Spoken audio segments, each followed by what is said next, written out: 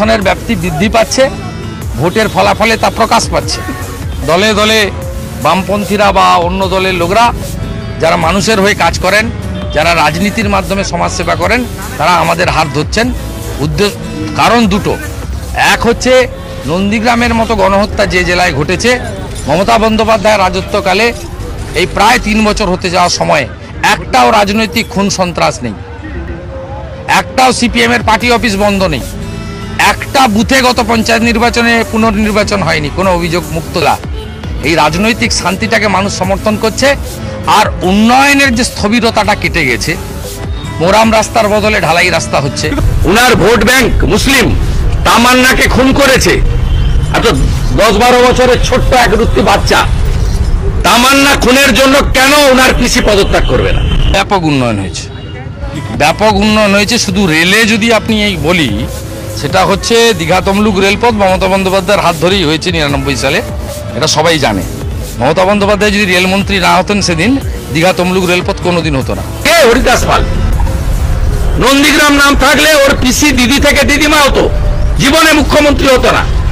ও বেটা 1500 পুলিশ নিয়ে বেড়ায়, আর এসেছে 11 সালে আমরা সব জিতিয়ে দেওয়ার পরে। ও ছিল নাকি 11-র আগে সিপিএম এর সঙ্গে লড়াইতে? হলদিয়া পুরসভাতেও আপনার 6টা আসন ছিল 2007-এ, 2013 নির্বাচনে আমরা 11টা পেয়েছি। তৃণমূল এই জেলায় কমেনি, বেড়েছে। পাঁশকুড়ায় 6টা ছিল, জোটে 12টা হয়েছে, বেড়েছি আমরা। কাঙ্ক্ষিত 14 ছিল না, 1 বছর সময় দিয়েছিলাম, উন্নয়ন করতে পারেনি। বামের লোকরা লাল পতাকা ফেলে তেরঙ্গা পতাকা ধরেছে। এখন হলদিয়া পুরসভায় আমার কাউন্সিলর হয়ে গেছে 16 জন। ওর কথার উত্তর দিতে হবে কেন? ও যার আলোকে আলোকিত, ওর পিসি মমতা ব্যানার্জিকে আমি হারিয়েছি। উত্তর দিলে চলে যান, দীঘাতে জগিং করতে গেছে। বুঝুন অবস্থা। বলছে এখানে নাকি সব বাংলাদেশ হয়ে গেছে। কোথা থেকে হলো?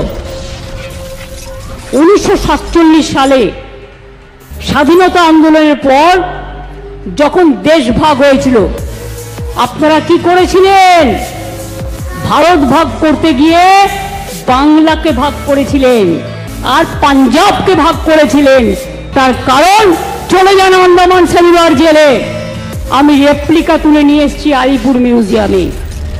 ওখানে যদি সংখ্যাটা দেখেন, দেখবেন 700-র উপর বাঙালি অ্যারেস্ট ছিল যারা স্বাধীনতা আন্দোলন